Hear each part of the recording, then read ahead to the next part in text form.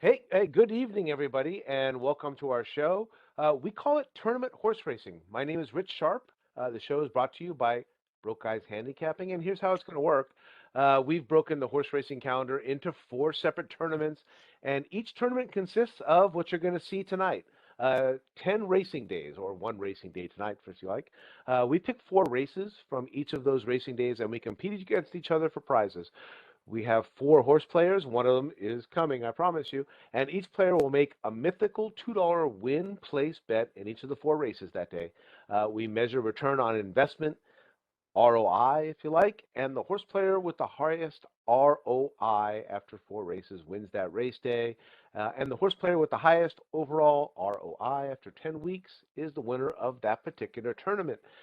At the end of the year, we're going to have four individual tournament winners and one year end champion based on total ROI for the entire year. That's how the tournament works. And now it's time to introduce you to our horse players. I'm going to start right up here in my neighborhood. He's right to my north. He's a very good friend of mine. He's actually the newest horse player on our team, and he lives in Menifee, California. Steve Newsom, how you doing, buddy? Good, good. How you doing, Rich? I'm not bad, not bad at all.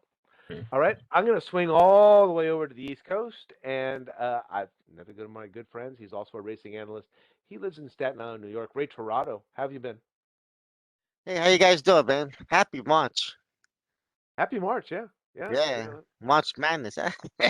In horse racing too. yeah, exactly. Oh yeah. I heard another beep in there. I don't see a face just yet. Joe There you There English, go. it is. is he here? Yes, live. Yeah, Joe, can you hear us?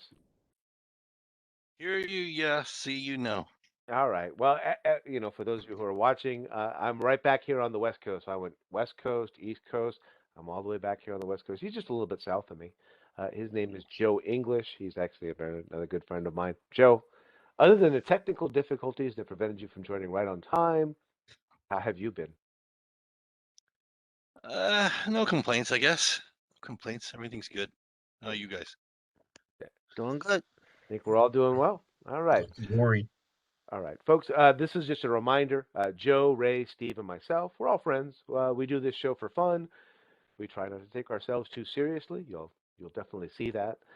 We are not a touting service. We are not recommending or selling our picks in these races. We're just horse players. We love our sport and we enjoy competing against each other for fun. We hope you do as well. With that, I'm going to start sharing my screen with you so you can see exactly how we do it here at Tournament Horse Racing. And the first thing we'll take a look at is always, well, not the racing form, but we will take a look at what happened last week on Broke Guys Handicapping. We were at Oaklawn Park there in Hot Springs, Arkansas, and you Ooh, guys, man, that's a lot of zeros. wow. That's a lot of zeros. I know that I'm on Joe the and Ray, comeback trail. yeah, Joe and Ray are both into accounting and things like that. That's a lot of Mm, zeros, you guys. man. Those That's what are, happens when you face yeah. Jacob DeGrom. Yeah. Yeah. Not to wash over this, Steve was our winner from There you last week. go, He was Steve. he was marking in every race, so he put up a couple Yeah. of places there in the first two races. He's got a favorite there in the last race, but that's $18 to Steve, and that's $18 more than anybody else won on last week's race. So there goes the one into the Steve column, and we'll go over here to our summary for quarter number one. And again, Steve goes up there in the win for the Oaklawn Park. He's the only one who's achieved two wins so far. But as you see, we're all still chasing Mr. Torado.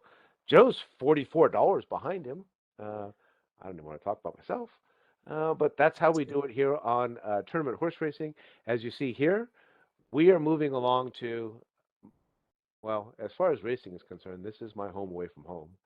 Santa Anita Racetrack, in all likelihood, was the very first racetrack that I probably ever visited in my entire life. It brings back memories of my father and my godfather. And believe it or not, I've actually been there with all three of the analysts who are here on this show with me today, Joe, Ray, and Steve. I've been to Santa Anita Racetrack with all three of you. It's a really special place for me. Sometimes, if you ever see it on my social media pages, I call it one of my happy places. And to show you how big it means, it's right up there with Dodger Stadium. We are headed there for the Santa Anita Handicap. A lot of people call it the Big Cap. For those of you who have ever seen the movie Seabiscuit, in that movie they just called it the 100 Grander, but that is the race that Seabiscuit built, and it is still running today. And we're coming there today, and that's going to be our the finale of our 4 racers. We are going to start in race number 8.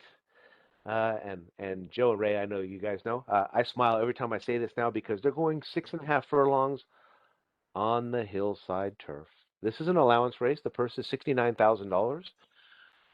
It is a downhill turf for fillies and mares for 4-year-olds and upward, which have never won $15,000 once, other than maiden, claiming, or starter, or which have never won 2 races.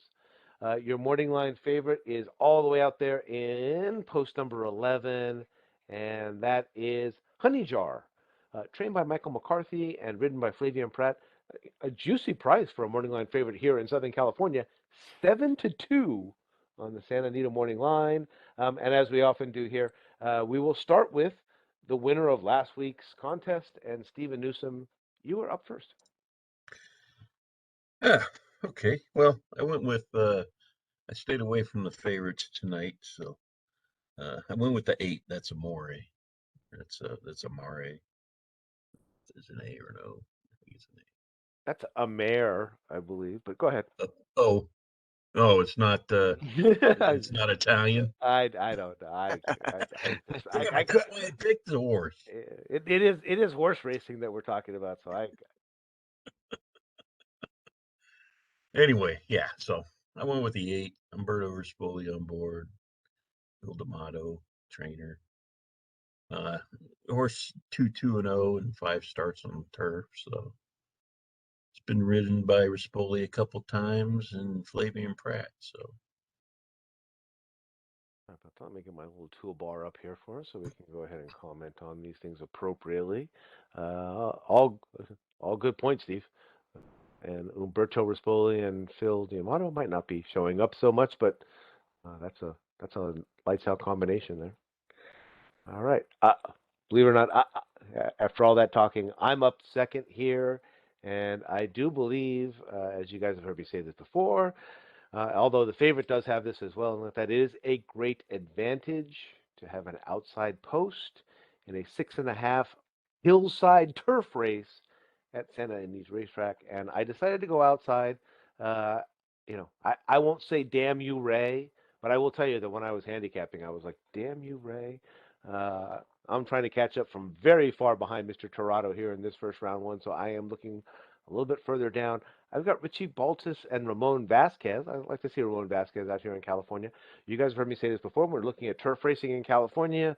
Well, just, keep looking east. And if you can't find anything in the United States, just keep going east. And in this particular case, I've got a horse that was racing on the synthetics over in Ireland. And then they brought her west here to California in May of 2021. Had a little bit of a layoff before that race, so about 3 months off between the February race and the May race, and then comes back, finishes a 5th, and then they put her on the shelf. Has not raced for more than 9 months, but if you look down here, does have a couple of nice workouts. So Richie Baltus has been seeing something down there at my favorite place outside of Santa Anita to watch training races, San Luis Rey, back in January 23rd. So San Luis Rey Downs, which is down here by Joe and Ray and Steve and myself in the Inland Empire. And I thought Thrump's Dream merited consideration for me. So I went to 12. Joe, you are up, sir. Thanks, Rich. I decided to go with the 9 Aloha Kitten. You're going to get 10-1, and you're going to get a not as famous jockey or somebody who doesn't have the great winning percentage of Pratt or Rispoli. Fukumoto rode her last time going long, and she was really close to the lead, and the race ended up being pretty good race. She's the only one in here she'll be the first one coming out of that race to return. So there's really no way to judge it yet. But again, I like the cutback after going long on the main track, not on the hillside course. With speed, a lot of times that leads to success down this course. And she's 2 for 3 over the track. So trying to get prices, trying to catch Ray, I decided to go with the 10-1 shot Aloha Kitten in the kickoff leg of this late pick four. Right? Well, I went with the 8 also. That's a mare. Has speed. Has a good record since Anita. The jockey was spoiled 20% of anything he does. Um, she's um she's a speedy type. She's gonna have to deal with men on the hill, honey jaw, try and fight them off. Why I picked her basically is because the second time she's going down the hill. First time she ran well, she had the lead to top of stretch and just faded just a little bit. So maybe the second time she'll get a little more experience. It's a tough course to handle. Um, actually, like cardiovascular for these horses because they're going down the hill. So sometimes you just have to get used to it, and so that's why I picked Aston Man and just try to get that speed and then keep on going the last furlong. So And just a real quick tip, that's my if you're watching our show and things like that, when you're looking at these racing forms, uh, Santa Anita does have two versions of a 6.5 furlong race now. They took the hillside turf away from us a couple of years ago, and it's just been recently brought back. And what you're looking for the hillside turf course is that little tiny asterisk in between the T and the 6 there, which indicates that they actually are on the hillside turf course. As you can see here, back on April the 21st, that's a mare ran in a 6.5 furlong turf race, which was not on the hillside turf course. They couldn't have run on the hillside turf because they just opened it up back again last fall. So, all right, let's go ahead and log those in. okay. Maybe that's my logic. Joshua, get out here and clean the rest of this mess. Joe, you're not on mute. I wasn't really trying to be. I did cover. I tried covering my. Oh, okay. Anyway. So Oh, okay. Well, at least Joshua got my some. bad. At least Joshua got some recognition for our show here, and Okay, I'm sure, so knowing him, I'm sure he'll appreciate that. lesson learned. Oh, will you stop doing that? Hold on one Oops. second, gentlemen. Let me stop sharing my screen. Oh, so race was on the hillside turf. Okay, so all Yeah. right. So first time turf. Anyways, stick speed. And let me go ahead and bring you guys back in so you don't have to just look at my plug. And we will plug these in for the guys.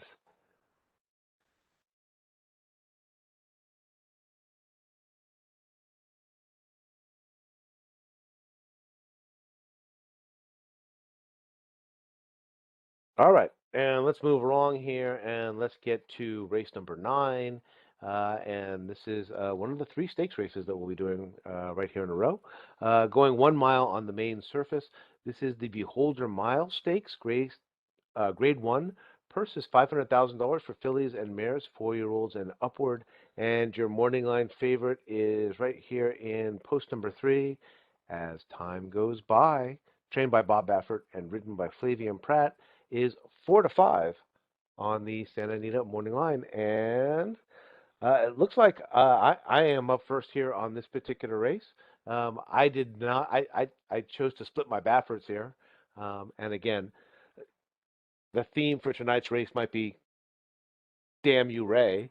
I decided not to go with the favorite Baffert here, and I went with the Baffert that's coming off the longer layoff, picking up on what we saw in Saudi Arabia last week. So I'll go ahead and go with Varda, again, trained by Baffert, ridden by Juan Hernandez, not ridden by Flavian Pratt, has not been seen since December of 2020. So we're looking at approximately a 15-month layoff, has not raced in a year. The horse won maiden special weight, not really surprising, and then did a really nice job and won the Starlet in Los Alamitos Racecourse. A better race than sometimes is advertised that we get there, and Bob Baffert does very well at that particular race. In reality, and she was a $700,000 purchase. Juan Hernandez is a very good jockey. And again, based on what I saw last week in Saudi Arabia, Baffert hasn't lost his touch with bringing horses back off of that long layoff. In reality, if I was a touting service or I was trying to sell picks, I'd be going in a different direction. But damn you, Ray, I'm just really trying to catch you. So it's the one, and looks like Mr. English is up following me. Not going to be long on it. Don't like this race. Unfortunately, it really came up kind of light for me. And unless Envoutante all of a sudden decides she can pass somebody the quality of as time goes by, I'm on the favorite, unfortunately.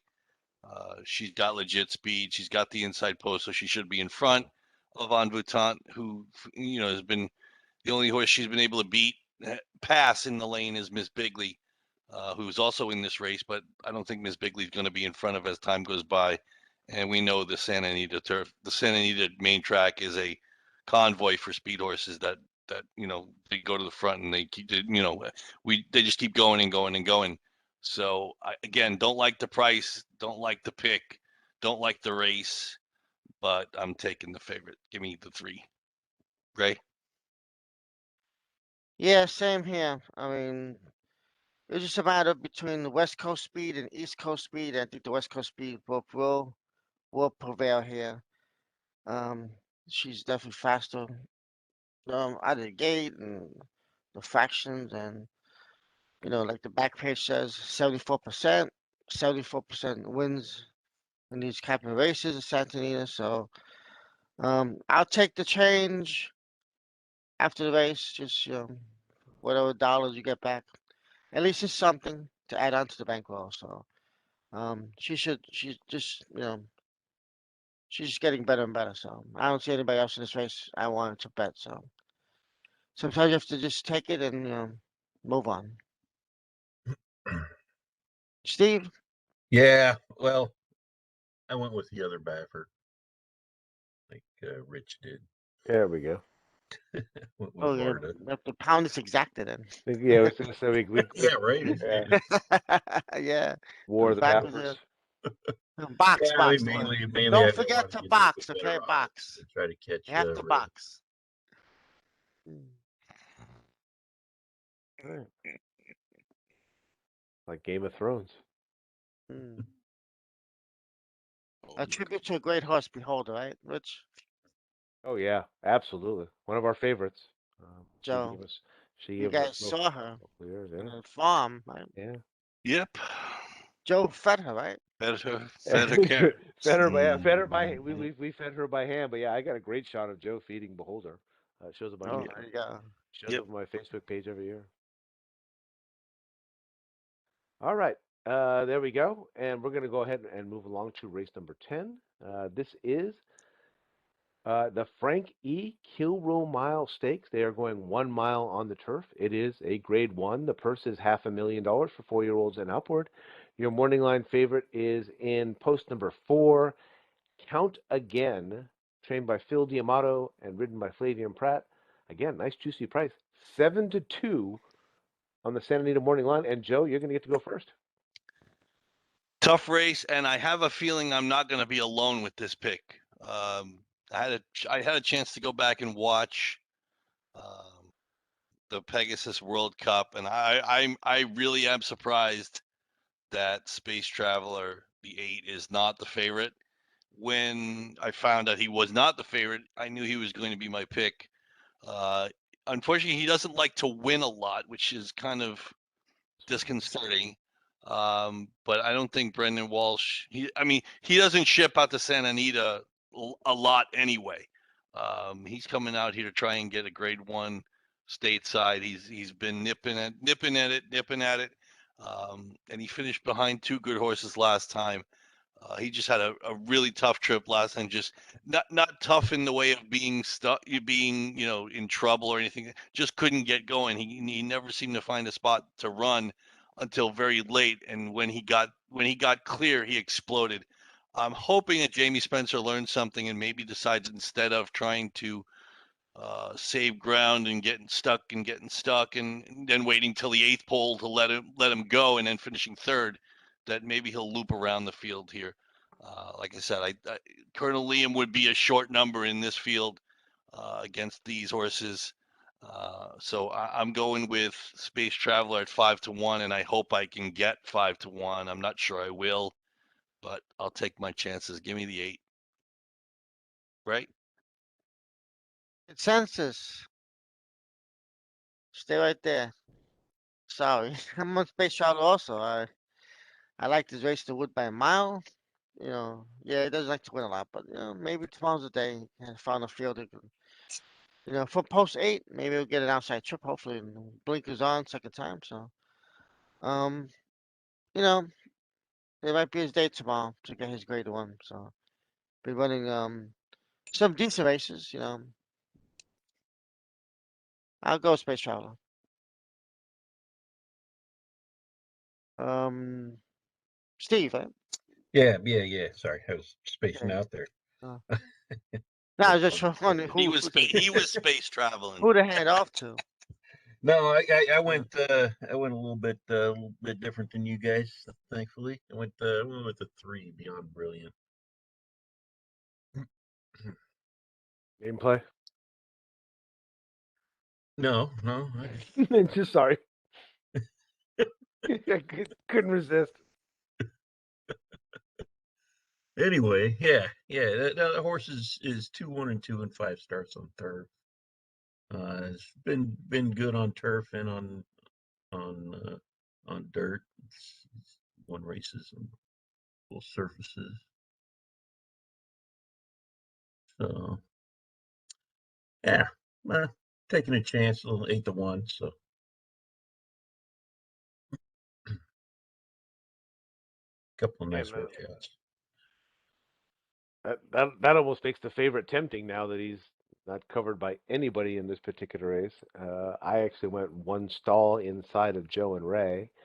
Um, and I do love Brendan Walsh and Jamie Spencer being a fantastic rider from overseas with a couple of nice races there at Gulfstream Park. I kind of identified the same thing that Joe had seen. The horse hasn't won in a little bit of a time like that, and hasn't won since he got here in the United States. So I elected to go one stall inside. Thomas Morley with Tell Your Daddy, and John Velasquez has actually had a little bit of a successful campaign here, starting in August of 21 back here at Saratoga. And the horse has had 3 seconds and a first. The first was in the Bernard Baruch again. Only 4 horses in that race, but second in the Keeneland Turf Mile there, which was a Grade 1. And as you can see there, couldn't have had more trouble as far as the 12-horse field went. Inside, bumped in the upper, and impeded at the 8th pole, and came back in the next race and still finishes in front of another contender in this particular race, a horse named Flavius, who is also very talented. Again, you know, Damn You Ray being my theme for tonight. I'm not really looking for anything normally that I would usually look for here. I've got Tell Your Daddy as my horse. Tell Your Daddy that Ray's been beating the crap out of us this month.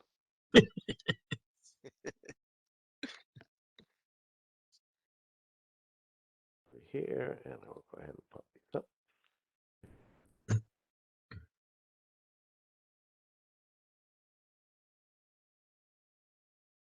All right, and here we go into the finale. This is the big one. As I mentioned at the top, this is the race that Seabiscuit built. Joe, you and I went out and saw Game on Dude one time there. There has been a noted number of celebrity horses who have competed in the big cap. They're going a mile and a quarter on the main track. It is presented by Yamava Resort and Casino. It is a Grade 1. The purse is $650,000 for 4-year-olds and upward. And your morning line favorite is right here in post number 6. That's Express Train, the local guy, uh, trained by John Shiras and ridden by Victor Espinoza. And he is 8-5 on the Santa Anita morning line. And look at that. The guy who's in the lead at this point in time in the tournament gets to go first in the big cap, Ray Torado. Who do you like in the Santa Anita handicap? It's a tough race for me. Um, the you know these horses they tend to beat each other, but I went with the 8 Stiletto Boy. Johnny V. Had a good race in the Pegasus World Cup. I mean, to finish third behind Life is Good and Nick Skull seems to be improving. Now he goes to the West Coast, so maybe he'll get the distance. Looks like he's out of Shackelford and basically a sprinting pedigree, but I think he'll get out there. Um, it's a tough race. I mean, if you can try and spread here because I know there's a few logical horses, but I went with him. Hopefully, he can get his grade one. He did run well last year in the IO Derby. He won, so finished fifth in the British Cup Classic. He was respectable. So, like I said, it seems to be improving. Third race off the layoff. So I go Stiletto Boy, big cap. Steve. Yeah, I went with the 2. Why, Paul? Why? Why would they name a horse? Where's Paul? Oh, why, Steve? Why? I don't know why. Uh, uh, yeah, no, horses had some decent, decent, decent results. Four has won 4 out of the last 5. At 6-1, give it a shot. He's won 5 of his last 7 with 2 second places. Oh, there you go, 5 of the yeah, last 7. yeah, and those are some good tracks, at parks and things like that. So not out of the question. I like it. Why, Steve? Why? That actually might be that could Yeah. actually that might become a segment on the show. Uh, Right. I am up next, and wow, Ray, you could have helped to fulfill the theme of tonight's event even better and things like that. I was on the 8, so I did think Stiletto Boy was the most likely winner of this one. And even though the odds weren't going to pay a lot, considering how far behind you I am, I still have to switch. There's just no way I can try and catch you with a short amount of time that we have and get there and things like that. So much to I know one person's there is a bobblehead back here. He still is watching, and that is who, Bob Baffert, and he's got Abel Cedillo aboard. If it's not Flavian Pratt and Mike Smith, he does go with Abel Cedillo quite a bit. The horse here, as you can see there, didn't do a whole lot in the Florida Derby last year. He's 17 lengths off the lead, but obviously a $1 million purchase. That's up here in this one, signified by that British 1000K that they like to use. Um, People expected this horse last year to probably be in the Kentucky Derby, to be one of the top 3-year-olds in America. Didn't quite work out that way, but sometimes Bob's got stuff up his sleeve. And for those who don't believe me, go back and watch that Saudi Cup last week. Sometimes he brings these horses that you're just not Sorry. really expecting to, mm, to to do as well as they do. And in this particular case, again, looking for a price to try and catch up to Mr. Torado, I decided to go ahead and toss the 8 horse that I'm using, and I will go ahead and use the 1. it's actually my second choice. Oh, that was your second choice. Okay. Yeah. Well, It thank might you. be a surprise by this guy. You never know. Baffert can always surprise you. I'm. Yeah, exactly. He would be on my ticket, definitely pick 4. I'm telling you. I'm not gonna leave him out. Oh my God! I'm sorry. I had to laugh. Yeah. That was Never just too. leave That Baffert was out. just too easy. I couldn't hold myself from laughing. That comment was just, oh my God! If we had time. Um, Unfortunately, I mean, I don't really another race I don't necessarily like. I don't really like the dirt races that much on this card. It seems like there are a lot of chalky things. I went with Stiletto Boy too, Ray. I mean, we obviously think alike. I'm just thinking. I'm not a big fan of Express Train and Stiletto Boy. I mean, Life is Good would be. I 2 to pick your 5. number 1 to 9, 1 to 20, 1 to 1,000 in this race. It wouldn't make a damn bit of difference.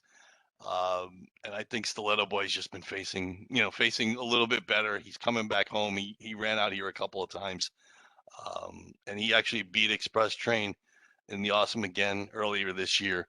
I'm sorry, late last year. So I'm going with what seems like a logical horse here. The horse who again, this is more an anti express train and a positive thing for who Stiletto Boy has faced. So I went with the 8. No imagination there, really. Just bet the same damn ticket tonight. Right? Pretty much. That first race. Close. It's close. Sometimes, you know, like Yeah. Are you Yes, trying to box Joe out? just happened. Yeah.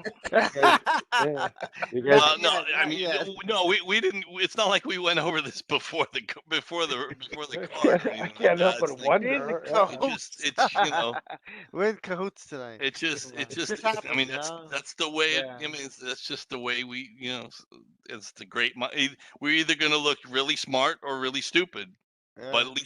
at least we'll be doing it together. Yeah, Does that look right to you got everybody? that going for you. Yeah. Yep. Yeah. There you go. Thank you.